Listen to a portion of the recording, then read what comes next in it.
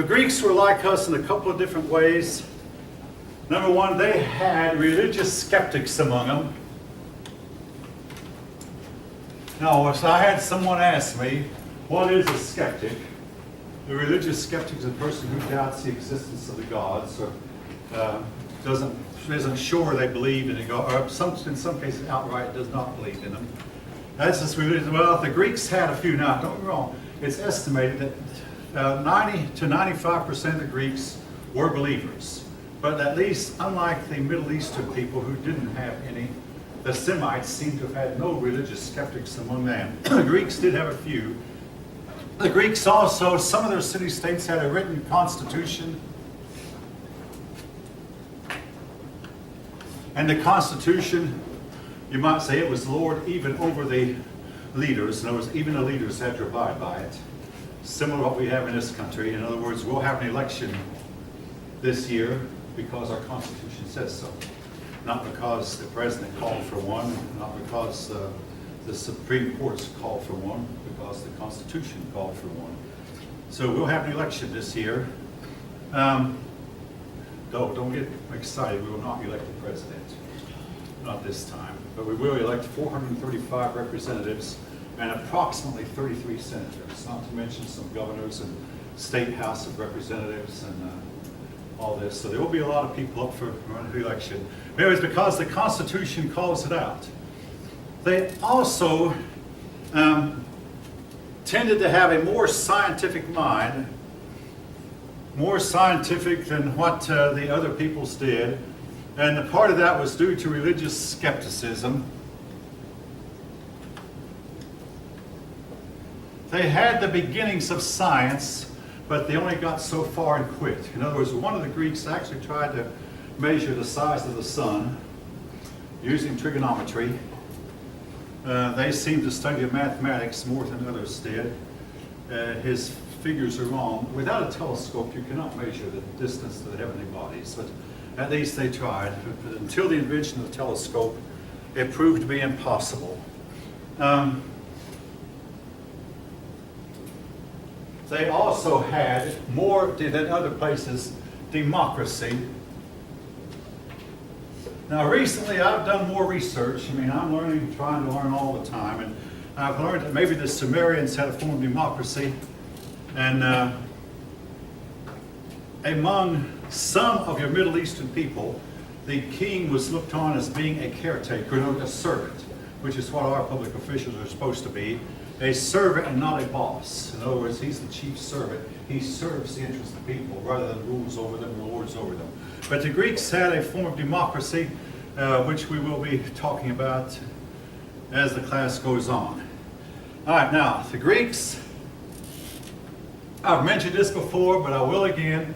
Apparently, around 1800 BCE, several groups of peoples came south from way up around the Pripyat marshes. Well, you might ask, where is that? Now, apparently from this region up here. Now, I have read where that we actually see some of their campfires still existing after, what, 5,000 years, maybe more like 4,000 years. But anyway, the four groups, the Latins settled in Italy and became the Romans. The Hellenes settled in Greece. Yeah, Hellen became the Greeks. I'm not going to write that word Hellenes down, by the way, but the Greeks also known as Hellen. And then your Medo-Persian people settled here, and your Aryan peoples went to India. I've mentioned that a few times already. The Greeks came down around 1800 BCE. All right, but they were not the first. As is often the case, when a group of people move and find somebody else already living there, the original inhabitants of the region that we know about were the Minoans. Now, as is the case of so many of these ancient peoples, the Minoans were there and they vanished. But while they were there, again, you might picture, well, they were early, they were primitive. It appears that Minoans traded as far away as India. You find Indian artifacts in the Minoan area. The Minoans lived primarily on the island of Crete.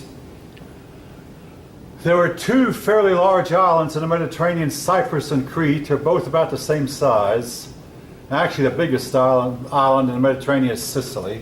But in the eastern Mediterranean, there are two islands that are bigger than the others, and they are Cyprus and Crete. The Minoans lived in Crete, primarily in Crete, but they also lived in Greece. The island of Crete in the Mediterranean. Now, they traded, they were wealthy, their palaces show that they had, their kings had a lot of furniture, and unlike the other, they seem to have had kings. But it seems like they had almost everyone living there, at least from what we can tell, was wealthy. But then, they vanished. Now, in their case, it appears that their vanishing was not due to a war, but due to a large tsunami. Today we call them tsunamis, at one time we called them tidal waves. There must have been a tidal wave that wiped out everything on the island of Crete, completely overwhelmed the island of Crete, even the tallest hills on it, completely overwhelmed. A lot of persons believe the tidal waves that they had back then were bigger than the ones we have now, and that might explain why the island of Crete was completely washed away. The Minoans were replaced by the Mycenaeans.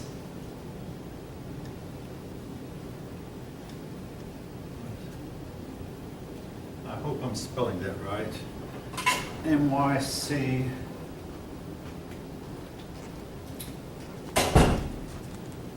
M-Y-C-E-N-A-E-A-N. Okay, Mycenaean. All right.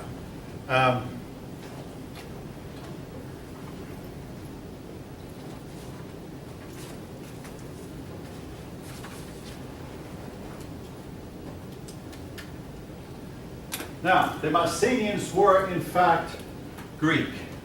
The reason they have a different name was for generations we did not realize that they were Greek.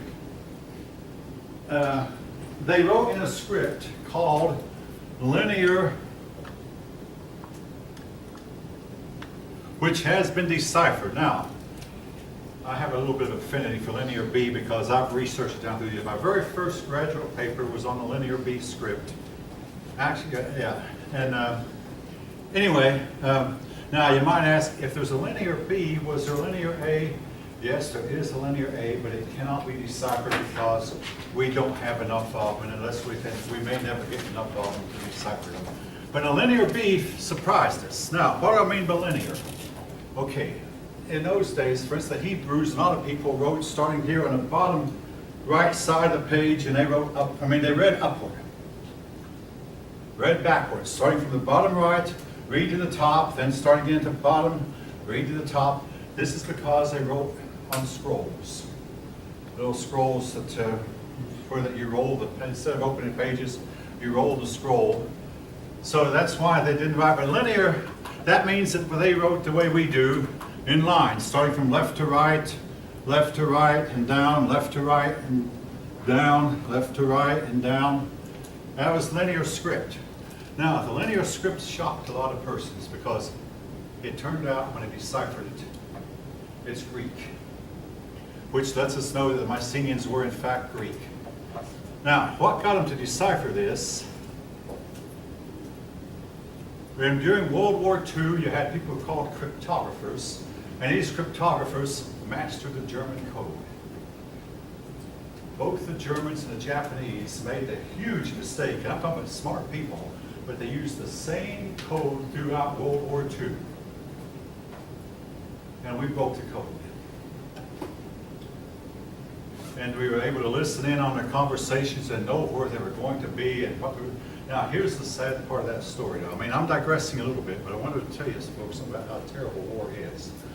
One time, the British government learned that a certain English city was going to be bombed. They had the option, should they warn that city? If they did, they'd give away to the Germans that they'd crack the German code. They let the city be bombed. 50 or so years later, the documents were released, and the people who were living here said, "You mean you let my daddy die? You let my grandfather and didn't warn him?" In this morning's class, one woman got a little bit hysterical with the whole idea. Before, I want to tell you something. This is war, and it's awful. if you don't want to, I can't blame you. This is the way wars are going. And I might think to myself, well, what if it's me, that they know that they're going to hit me and they don't tell me? Again, it's war. All right, when the big ship is going down, they'll close off the doors to keep the whole ship from sinking. And what about the people who are in the place where the doors are closed? They perish. This has happened to our country twice within the last 5 years or so. Okay, again, I told the class this morning, you need a little bit of lesson on reality sometime, but anyway, when the war was over, a bunch of people decided to try to decipher these languages. They did, and later on I'll talk about another language deciphered in my adult life, the Mayan script, because we had a whole bunch of Mayan books and we were able to decipher their language. All right. Anyway, Linear B proved that the Mycenaeans were Greek. The Mycenaean civilization lasted from that time until this. They were the ones who came down. They were a warlike people. Now, and again, the Greeks had a warlike attitude about them. They wrote in Linear B script, which is a lot like hieroglyphics or a lot like Chinese writing, until the Phoenicians came along and the Phoenicians taught them to use phonetics or alphabetic script. And we get the Greek letters, Greek letter, epsilon, delta, etc., etc. No, I really don't know the Greek alphabet, but along the way I have picked up a few letters. Oh yeah, here's one. Greek letters, and when they learned the Phoenician alphabet, they abandoned the Linear B script, but they still spoke the same language. All right. Then we come to a period of history. I mean, like I say, the Mycenaeans arrived around 1800 BCE, but Greek history really begins around 700 BCE. So what went on between 1800 and 700? You have a period of 1100 years where we have very little records. And it's called the Greek Dark Age. And it's called the Dark Age, not because it was dark, but because we just don't know anything about it. Now, in European history, we went through a period of time called the Dark Ages, from 400 to around 900 CE, because we have few written records from that period. All right. Now, but there's one body of literature, though, that comes out of the Dark Ages. A poet named Homer, who is said to have been a blind poet, wrote two poems, the Iliad and Odyssey.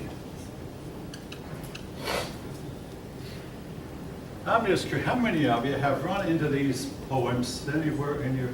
Okay, well, about a third of the hands are going up. All right, yeah, hopefully you have. All right, I'm going over them in brief. Now, as for Homer, the last time I read on him, there are persons who question that he ever even existed. The Greeks had no doubt, and personally I think he probably did, but there's a tendency to be skeptical of a lot of the things these people say. But now, as is typical of the time period, the Homeric poems contain material that we today look on as being mythological. Gods are involved, supernatural events are involved. Now, one story from the Homeric poems is a story about Achilles. Achilles was told by a soothsayer told Achilles' mother that this son of yours is going to die in battle. Well, Achilles' mother was determined it's not going to happen. So the mother consulted gods. The gods said, go and dip your baby in the river Styx, and he'll be invulnerable. Well, she went to the river Styx, which is a river that took souls from life to the world of the dead, the netherworld. But when she put him in the river Styx, she held on to his heel, and his heel was never submerged, one of his heels. So he grew up, He joined the army, and he never was hurt. But one day he stepped on a sharp rock, and with his heel that was still vulnerable, his heel cut and bled. An enemy soldier happened to notice this, so this enemy soldier got a poison arrow and shot at Achilles' heel with a poison arrow, and that was the end of Achilles. Had one weakness called the Achilles heel, and for that, from some time to time, you hear about the Achilles heel. Like, our Achilles heel is our defense. Our Achilles heel is our quarterback. Our Achilles heel, the weak spots of our existence, is said to be our Achilles heel. Now, this story is an example. I'll say this again when we come to literature, of fatalism. In other words, what will be, and what's been told. No, don't get me wrong, I don't intend for any of you to go out of here and be fatalist. But there are Christians who basically are fatalists, predestinationists, that what we are is already determined. We have no choice in the matter. Our destiny was determined from the foundation of the world, and what's going to happen to us will happen, and nothing we can do about it. That's fatalism. A lot of the Chinese philosophers had this same attitude, fatalism. We find it in a lot of Greek literature, that what has been decreed is going to happen no matter what we can say or do. Again, that's fatalism. Now, if you go to Stone Mountain, you'll see a statue of 3 men etched on the side of the mountain. One of the most fatalistic men who lived in America was Stonewall Jackson. And his statue is there too, but he believed strongly in fatalism. And unlike the other 2 men who were statued, that Jackson did not survive the war. The other 2 did. All right, be that as it may. Now, the story of the Iliad ends when the Greeks, after 10 years of fighting, the Greeks decided, let's get a ruse. So they one day told the Trojans, we know we're licked, we can't whip you. We're going to give you a gift for your valor and your courage. The gift was a big wooden horse, a horse on wheels. The Trojans wheeled the horse inside the city walls. In the meantime, the Greek army got itself out of sight, pretended that they were going home, but they stopped just over the horizon where they couldn't be seen. Nightfall fell. Inside the wooden horse were a bunch of Greek soldiers. When the city was all quiet, they came out of they picked a moonless night to do this. Good night. They all got out of the wooden horse. They opened up the city gates so their buddies could get in. Their buddies, meantime, once night had fallen, they had eased back, sneaked back toward the city gates. When they saw their fellow soldiers open up the city gates, they walked in and burned the city of Troy with fire. And that was the end of Troy. Now, we actually have found in the late 1700s, an archaeologist actually found the city of Troy located where the Homeric legend said it would be. And sure enough, the last time Troy was inhabited, it was in fact burned. That gives some credits to part of the story, but a lot of the rest of it contains items that a modern day person tends to not believe in. But I remind you, every ancient peoples begins its history with stories that we today call myths. There are no exceptions that I know of, folk. The ancient mind was different from ours. Were they smarter than we are? Personally, I think so. But their mindset was different from ours. Again, when our faculty, we're told now, it's not about us, we teachers, it's about you pupils. But to some extent, it's about these people who lived back then also. Long dead though they are, a part of them still resides in some of us. And the issues that they faced, we still face today.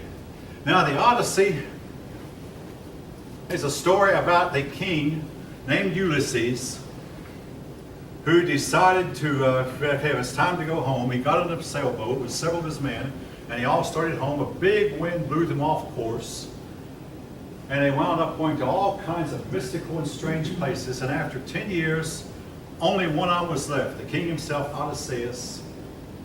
And he arrived home by himself, and there was his family waiting for him.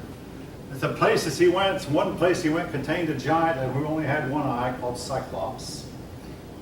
And the other place he went was a place where the women were in charge, the women were the warriors, and the men stayed home and did the cooking and sewing. This was the land of the Amazons. I did read a book one time. It says that what happened was when this ship left Turkey, where Troy was, in western Turkey, to go home, a big wind blew them out of the Mediterranean Sea. And he says that they wound up here in South America. And South America does have a place called Amazonas, where the Amazons lie. But they went to South America where they ran into all kinds of people. And he thinks he can trace the route they took, eventually finding their way back home. But by that time, only one of them was left.